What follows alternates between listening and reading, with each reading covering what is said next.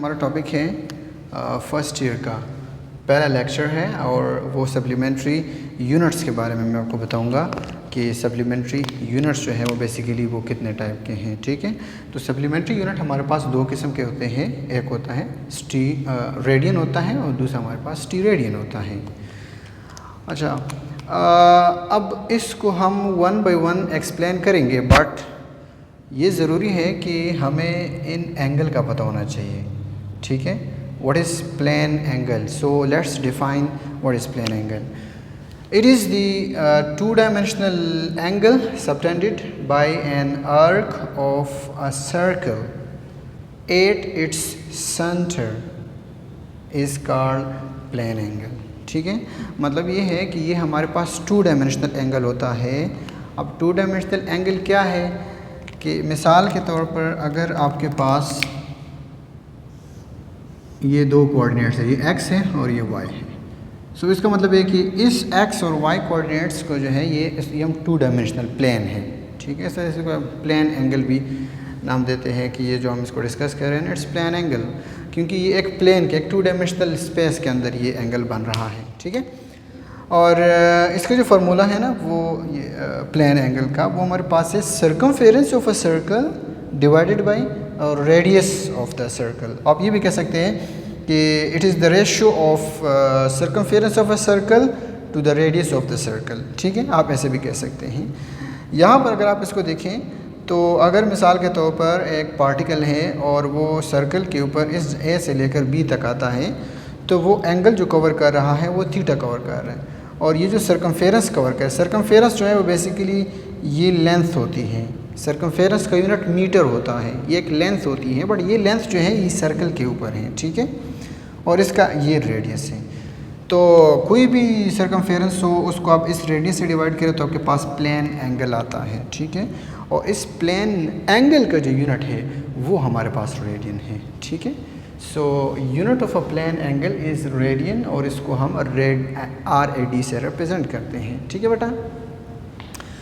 अच्छा, अब आते हैं हम कि वन रेडियन को हम कैसे डिफ़ाइन कर सकते हैं। ठीक है, मैं सिंपल डेफिनेशन ये मैंने लिखी हुई है, तो मैं जस्ट आपको शॉर्ट करता हूँ कि ये हमारे पास वही प्लेन एंगल है। ठीक है, लेकिन इसकी जो वैल्यू है वो ये है कि जो आर्क लेंथ है, आर्क लेंथ से क्या मुराद है, या ए से लेकर बी तक ये आर्क लेंथ है। ठीक है, जिसका यूनिट मीटर होता है। अगर ये आर्क लेंथ ये उस सर्कल के रेडियस के बराबर हो जाए, मतलब क्या है कि ये वाला जो है ना, ये वाला ए से लेकर बी तक जो फासला है, अगर ये बराबर हो जाए इस आर के, आर इधर से लेकर इधर तक होता है, किसी भी सर्कल का जो रेडियस होता है वो कांस्टेंट होता है। ठीक है, चाहे आप सर्कल के किसी पॉइंट तक आप सेंटर से फासला आप इसको एक लाइन ड्रॉ करें तो वो जो फासला होगा वो सेम होगा। ये सर्कल इस वजह से तो इसको हम सर्कल कहते हैं, सर्कल डिफाइन ही इसलिए किया जाता है। ठीक है, तो जब आपका ये वाला फासला और वो ये वाला फासला जब दोनों बराबर हो जाते हैं, तब इधर जो एंगल बनेगा उसकी वैल्यू होगी 1 रेडियन। ठीक है, क्या होगी? 1 रेडियन होगी। अच्छा, सो मतलब ये अगर इसके बराबर हो जाए तब एंगल जो होगा वो हमारे पास 1 रेडियन के कहलाएगा। अब आपको ये पता होना चाहिए कि सर्कमफेरेंस 1 रेवोल्यूशन के लिए, मतलब अगर आप इस पॉइंट से स्टार्ट करते हैं और इस पॉइंट तक वापस आते हैं तो ये एक रेवोल्यूशन कहलाता है। इन दिस 1 रेवोल्यूशन इसके अंदर कितने रेडियन होते हैं और इसके अंदर कितने डिग्री होते हैं, ये थोड़ा सा बताना है आपको। ठीक है, तो 1 रेवोल्यूशन के अंदर जो फासला है बेसिकली सर्कमफेरेंस जो है वो 2πr होता है। ठीक है, तो 2πr ये तो आपके पास सर्कमफेरेंस है या आर्क लेंथ भी कहते हैं इसको। ये जो फासला है ना ये आर्क लेंथ भी है और इसको सर्कमफेरेंस भी कहते हैं।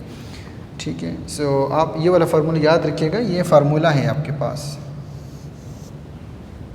तो इस फार्मूले के अंदर एक कंप्लीट रेवोल्यूशन के अंदर आर्क लेंथ जो है वो 2πr के बराबर होता है। नीचे रेडियस ऑलरेडी मौजूद है, ये और ये कैंसिल हो जाएंगे, सो 2π रेडियन, एक सर्कल के अंदर 2π रेडियन होते हैं। ठीक है, अब हम आते हैं कि अब अगर एक सर्कल के अंदर 2π रेडियन जो हमने अभी प्रूव कर दिया, तो ये पहले से हमें पता है कि 1 रिवोल्यूशन के अंदर 360 डिग्री होते हैं, लिहाजा हमें 2 पाई रेडियन को बराबर कर देता हूँ 360 डिग्री के। तो जब यहाँ से मैं इसको सॉल्व करूँगा, 360 को 2 पाई से डिवाइड करूँगा तो मेरे पास 1 रेडियन के अंदर 57.3 डिग्री आ जाएंगी। अगर एक MCQ आता है कि 1 रेडियन के अंदर कितने एंगल होते हैं, और ये MCQ आता है हर दफ़ा बोर्ड में, ठीक है, कि 1 रेडियन के अंदर कितने डिग्री होते हैं, तो आपने बताना है 57.3 डिग्री होते हैं, ठीक है। सो ये आप लोग का था पहला लेक्चर था, और इस लेक्चर के अंदर हमने प्लेन एंगल के बारे में और रेडियन के बारे में पढ़ा है, ठीक है। इंशाल्लाह नेक्स्ट लेक्चर के अंदर हम पढ़ेंगे सॉलिड एंगल के बारे में पढ़ेंगे, ठीक है, और स्टीरेडियन के बारे में पढ़ेंगे, ठीक है।